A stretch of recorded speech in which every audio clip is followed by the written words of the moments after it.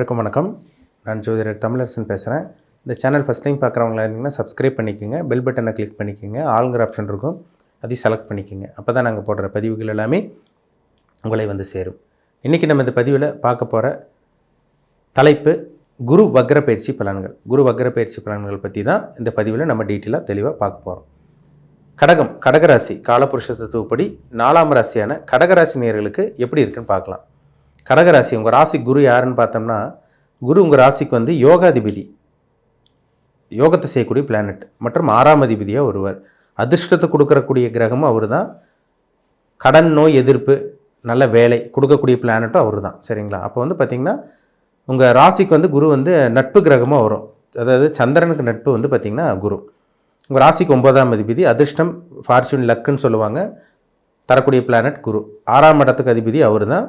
அவர் வந்து பார்த்திங்கன்னா உங்களுக்கு இப்போ வக்ரம் அடைகிறார். அதாவது வர்ற அக்டோபர் மாதம் 9ஆம் தேதியிலிருந்து பிப்ரவரி மாதம் 4ஆம் தேதி வரைக்கும் இந்த 4 மாத காலகட்டங்கள் கடகராசி நேயர்களுக்கு இந்த குரு வக்ரமாகறனால எப்படி இருக்குன்னு பார்ப்போம். ஏன்னா அஷ்டம சனியில் நிறைய பிரச்சனைகளை கடகராசி நேயர்கள் அனுபவிச்சுட்ருக்கீங்க.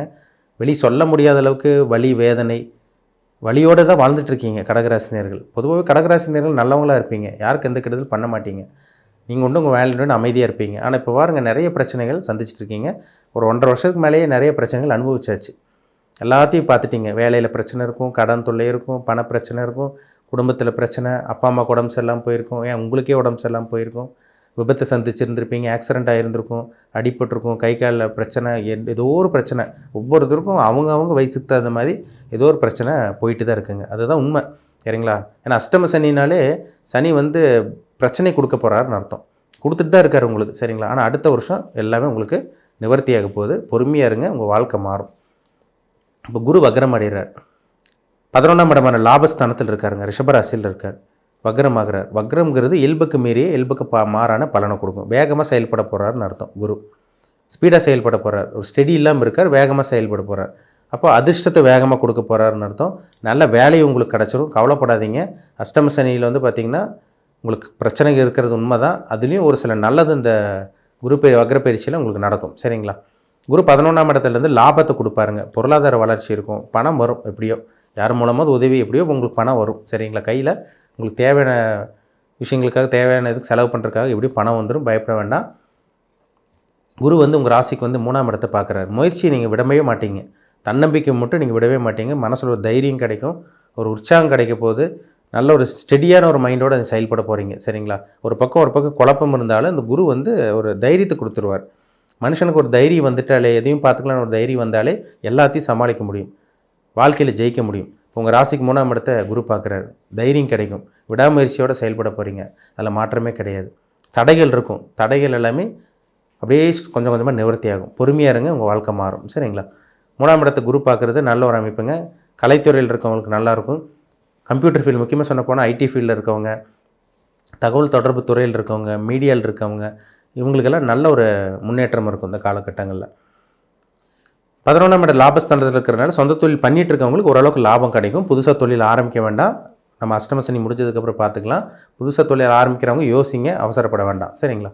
சொந்த தொழில் பண்ணிகிட்டு இருக்கவங்களுக்கு ஓரளவுக்கு லாபம் கிடைக்கக்கூடிய ஒரு நல்ல காலகட்டம் இந்த 4 மாத காலகட்டம். குரு உங்கள் ராசிக்கு பாருங்கள், ஒரு ராசிக்கு வந்து பாருங்கள் 7ஆம் இடத்தை பார்க்குறாரு. 9ஆம் பருவம் 7ஆம் இடத்தை பார்க்குறாரு, 5ஆம் இடத்தை பார்க்குறாரு. இதெல்லாம் நல்ல ஒரு அமைப்புங்க. எப்படியோ அதிர்ஷ்டம் கிடைக்குதுன்னு அர்த்தம். அதிர்ஷ்டஸ்தானத்தை குரு பார்க்குறது, 5ஆம் இடத்தை பார்க்குறதெல்லாம் ஒரு நல்ல ஒரு அமைப்பு தான். உங்களுக்கு கேட்ட உதவி கிடைக்கும், அதிர்ஷ்டம் கிடைக்கும். வெளியூர் பிரயாணம் உங்களுக்கு சக்ஸஸ் ஆகும், வெற்றிகரமாக முடியும். ஆனால் இரவு நேர பிரயாணங்கள் மட்டும் முடிஞ்ச அளவுக்கு தவிர்த்துருங்க, அவாய்ட் பண்ணுங்கள். சரிங்களா? 2 வீலர் 4 வீலர் தனித்து நீங்களாக ஓட்டுறவங்களா இருந்தீங்கன்னா கொஞ்சம் கவனமாக இருக்கணும். ஏன்னா நிறைய விபத்து சந்திச்சுட்டு இருக்காங்க கடகராசி நேயர்கள். அசிங்கமான அதிகமாக போயிட்டுருக்கு, உங்களுக்கு ஜாஸ்தியாக இருக்குது. உங்களுக்கு எல்லாம் அசிங்கமானப்படுத்துகிறாங்க, கேவலப்படுத்துகிறாங்க, தடங்களாக போயிட்டுருக்கு. லவ் பண்ணிகிட்டு இருக்கவங்க லவ் ஃபெயிலியர் ஆகிடுச்சு. ஒரு சில பேருக்கு வேலையை விட்டு தூக்கிட்டாங்களோ ஒரு சில பேர். கடகராசி நேயர்களை பாருங்கள், வேலையை விட்டு நீக்கிட்டாங்க, வீட்டோடு இருக்காங்க, வேலை இல்லாமல் இருக்காங்க, மன உளைச்சலோடு இருக்காங்க, மன வலியோடு தான் வாழ்ந்துட்டுருக்காங்க. அது சந்தேகமே கிடையாது. அவங்கவுங்க ஏஜுக்கு தகுந்த மாதிரி ஒவ்வொருத்தருக்கும் ஒவ்வொரு விதமாக நடக்கும். எல்லாத்துக்கும் ஒரே மாதிரி நடந்துடாது. ஒருத்தருக்கு வியாதி வரும், ஒருத்தருக்கு கடன் பிரச்சனை வரும், ஒருத்தருக்கு தொழில் அடி வாங்குவாங்க, ஒருத்தருக்கு வேலையே இழக்கக்கூடிய சூழ்நிலை வந்தது. ஒரு சில பேருக்கு வந்து பார்த்திங்கன்னா நம்பிக்கை துரோகம் செஞ்சாங்க, கூட இருக்கவங்களே சுற்றி இருக்கவங்களே உங்களுக்கு குழி பறிச்சாங்க. இது எல்லாமே நடந்தது. சரிங்களா. இது எல்லாமே அடுத்த வருஷம் மாறும். இந்த குரு வக்ர பயிற்சி ஆகிறனால ஒரு சில மாற்றங்கள், நல்ல விஷயங்களும் உங்கள் வாழ்க்கையில் அவங்கவுங்க ஏஜுக்கு தகுந்த மாதிரி, வயசுக்கு தகுந்த மாதிரி சில விஷயங்கள் நடக்கும், நல்லாயிருக்கும். சரிங்களா.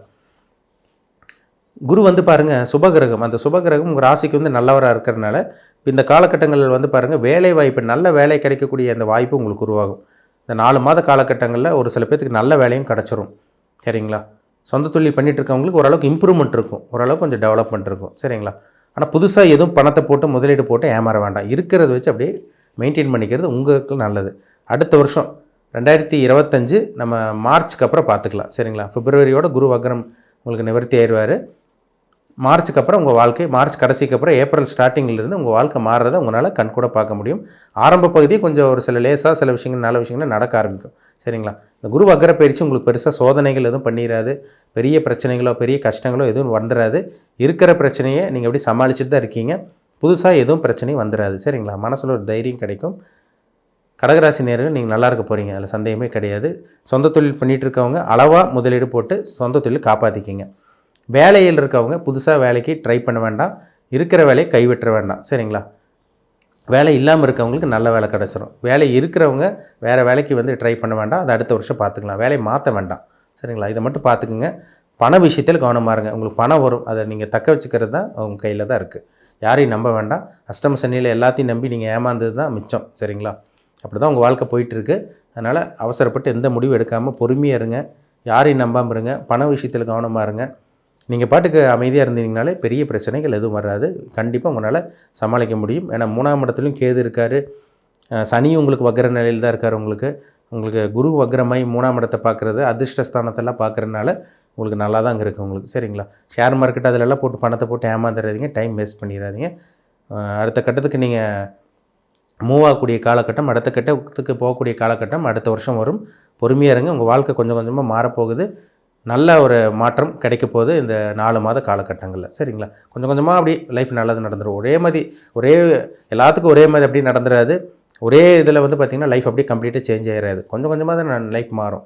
மனுஷனாக இருந்தால் பார்த்திங்கன்னா ஏற்றம் இறக்கம் இருக்க தான் செய்யும்.